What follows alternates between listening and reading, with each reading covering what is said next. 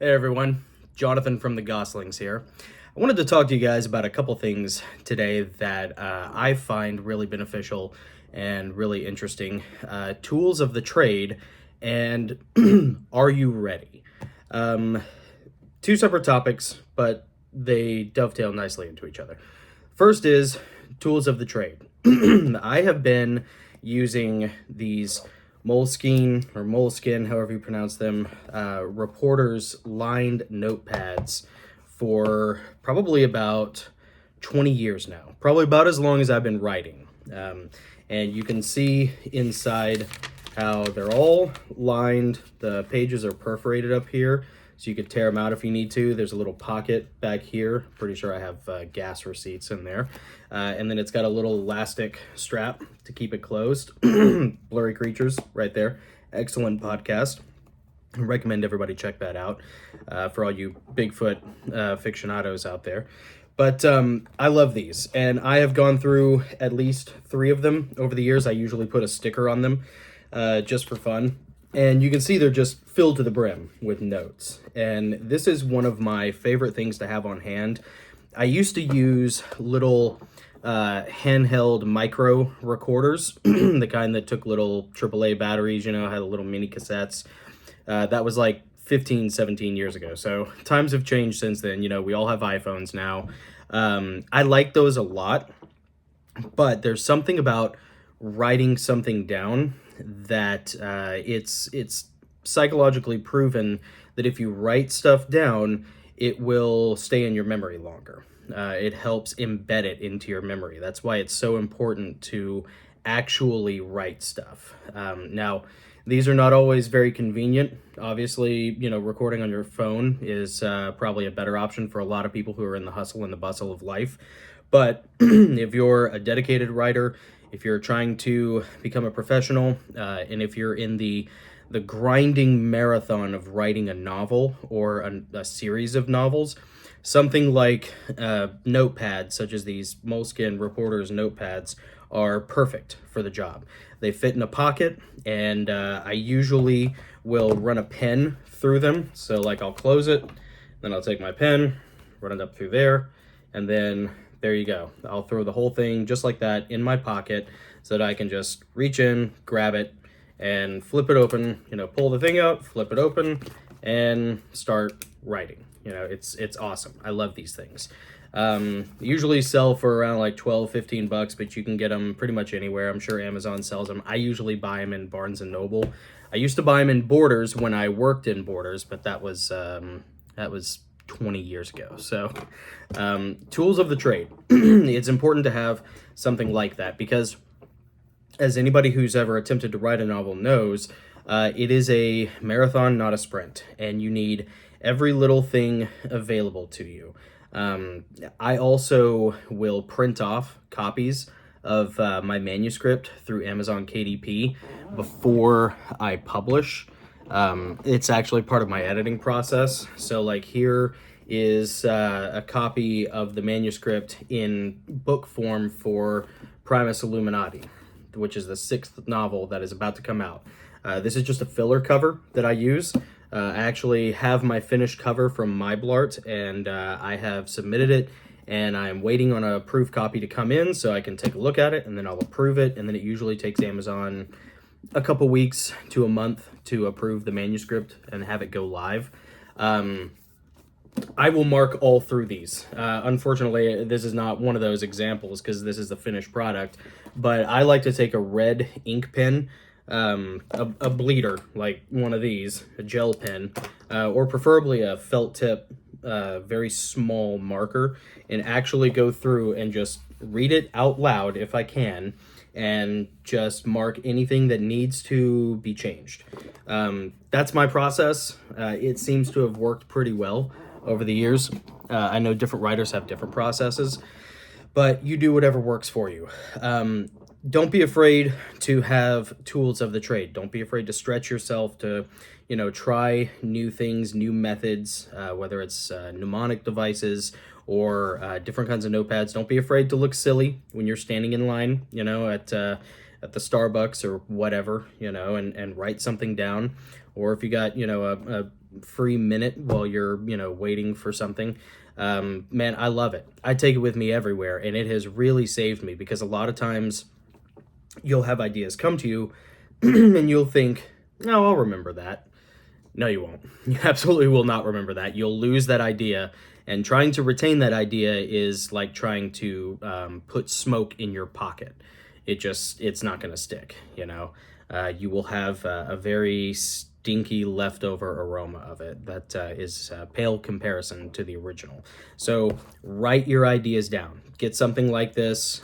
Field notes are another good alternative. I know a lot of people like those. Those are great.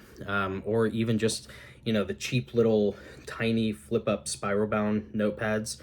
Who cares? Whatever. It's awesome. The other thing I want to talk about is, are you ready? Which is to say, are you ready for the manuscript? Are you ready to write the book? Or are you ready to finish the book? I want to show you this book. This is the Genesis 6 Conspiracy by Gary Wayne. We've interviewed Gary Wayne on our live stream, on the Goslings live stream, 3 times now, and he has been amazing. We adore him. He has been incredibly gracious to honor us with his time, and the man's a genius. And he's got to be Mensa level IQ. It's phenomenal talking to him. If you ever are interested in Christian esoterica, conspiracy theory, mythology, bloodlines, anything like that, Nephilim, you owe it to yourself. Or if you're just a student of the Bible and you want to learn how, the mysteries and the weird things of the Bible actually do apply to modern day life, and how they affect us all on a very subterranean level, the Genesis 6 Conspiracy is an excellent resource. And there's actually a signed copy that I got from him. You can get these on his website. You can buy the book on Amazon, but go to his website, buy a signed copy, because, this is really special. But this book took him 30 years.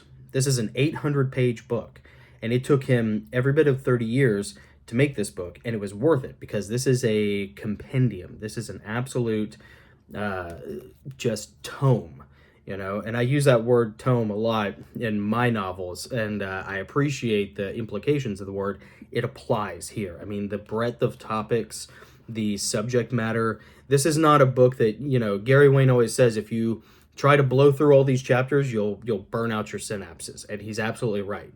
You'll pop a brain cell trying to absorb all of this information. But as dense and intricate and masterfully woven as this book is, it took him every bit of 30 years to write it. And as a writer, as a wannabe novelist, an aspiring novelist, or nonfiction such as this, you have to be prepared for that. You have to be prepared for a 20-year journey, or a 30-year journey. It took me 20 years from start to finish to publish Empyrean Falling, which was the first novel in the Heavenly Realms series. I started writing it in 1999, and then I got the first draft completed in 2005. Did a rewrite starting in 2015, and then picked it back up in 2018, and then got it finished and published. And man, I'll tell you, it went from an 1,145-page manuscript down to a 400-page manuscript. That's how much material was condensed and removed. And then as you get better as a writer, you learn how to say more with less, The meat of the story is still here, but there's a lot of chuffa, as they say, that's been excised from it. A lot of fat that got cut from this. But it took a long time to get there. Now, I recently went back and with Taurus Necros Publishing, we made this excellent hardcover edition.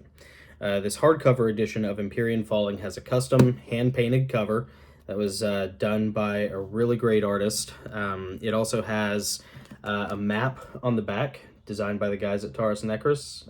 That's really incredible. And it has 50% more material.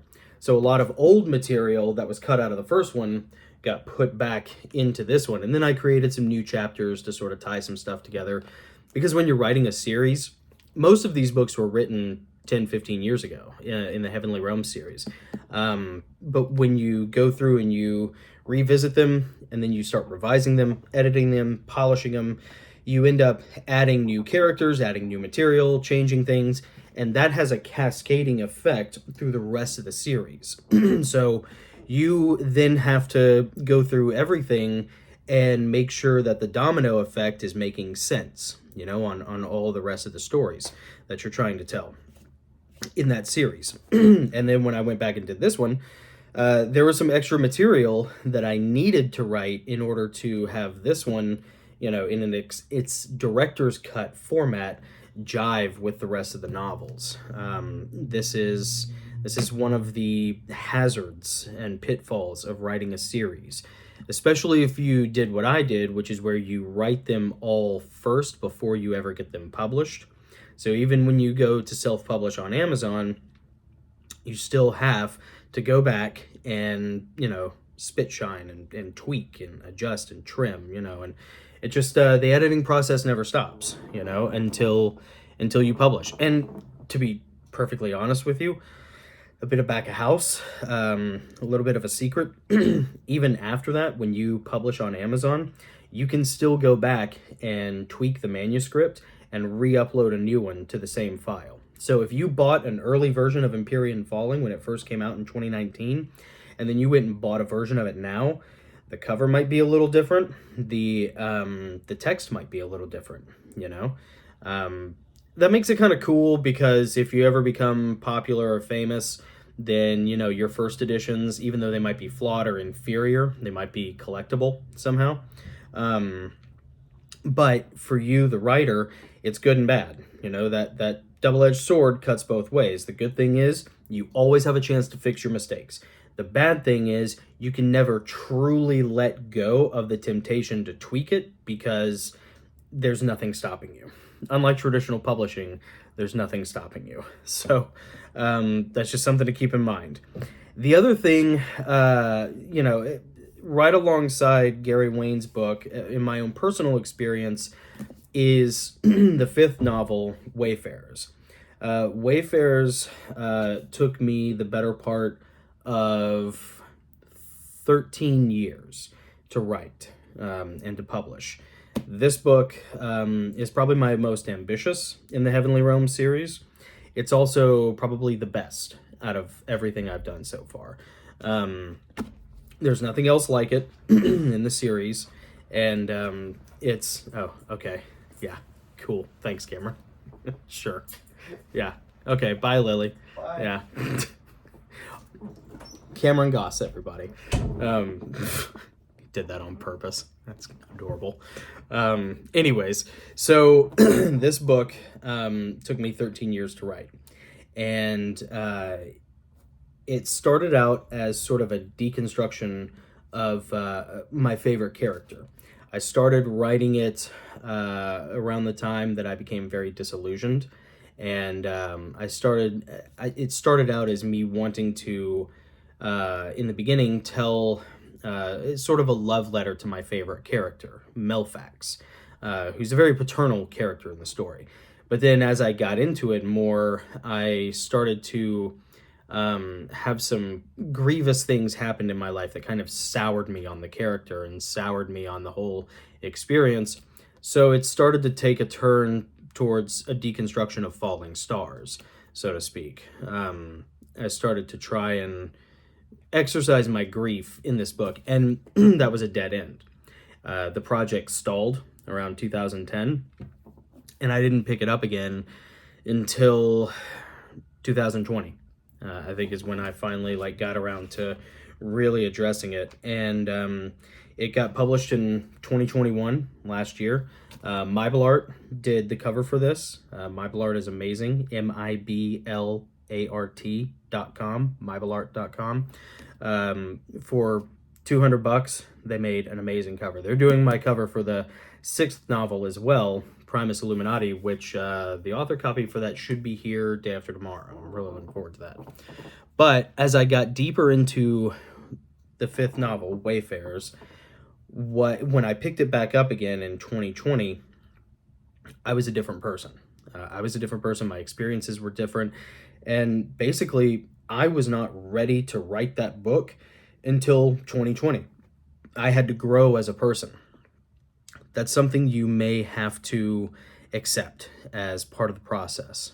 You may not be ready to write the book you want to write. You may not have the experiences you need.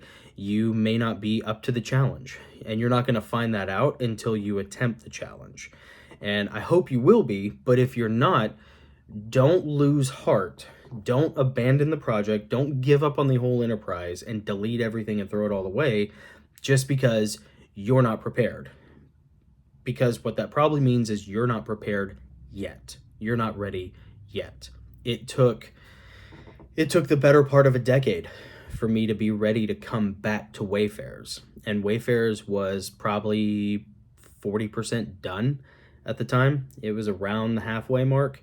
And the things I came up with after, when I was ready, I never would have come up with in the beginning when I originally tried that project. When I originally was writing Wayfarers, I never had the idea, first of all, to call it Wayfarers.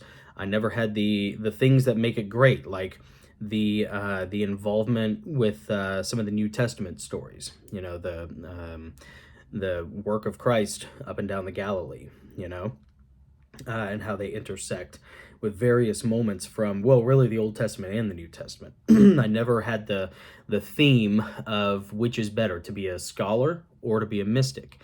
I certainly didn't have the theme, I believe, O Lord, help thou my unbelief.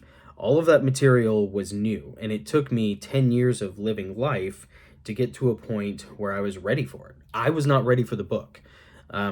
Sometimes the muse or Parakletos or whatever force of inspiration you ascribe to will, place before you the call, the call of the hero's journey and the mantle. But you may not be ready to accept the mantle. That doesn't mean that you give up on it. That just means that you be patient and you live and you keep trying and you keep writing, and eventually you will come around to it and you will be ready for it. But it can take time, and you may not be ready yet. Are you ready? You won't know until you try, and you have to try. That's the most important thing, and you have to not give up on it if you fail. It's okay to fail. It's not okay to give up, and I gave up on my books for the better part of 5 years, and I didn't have to. Those were 5 years spent in darkness that, I didn't have to lose, but I did. But when you come back to it, it's like a cathartic reunion, because now, I have so many of these books published. I have Grey Aegis published. I have Sturm und Drang published, the third book, which involves the Nephilim and the flood. And then I have Triptych Codex published, which is by far the least professional looking in its inspiration. This was a Fiverr cover, but I'm going to have somebody redo the cover on this and possibly some illustrations. So it never stops. Are you ready? Are you ready to answer the call? You won't know until you try, so you have to keep trying. But along the way, tools of the trade. Tools of the trade. These things really can make a difference in your life. They have saved me, and they're a constant source of reference, and they undergird my whole experience so that I don't lose information, and so I can come back to it at a later date. And sometimes it's just kind of cool, actually, to take a stroll down memory lane. So, are you ready? And what are your tools of the trade? You need to answer both of those questions, and you can do it. You can absolutely do it. This is Jonathan with the Goslings. Thank you, everyone. Check out the special edition of Heavenly Realms Empyrean Falling on taurusnecrus.com. That's taurusnecrus.com. And pick this guy up. This thing is awesome. They did a lot of work on this. They really deserve some praise and some some monetary compensation for it. And then all of my books are on Amazon. They're on Audible. Adam Burl is my narrator. He's excellent. I think you'll really like him. Try the audiobooks. You'll really, really enjoy them. And then go get yourself a Moleskine notepad and have fun. All right. See you.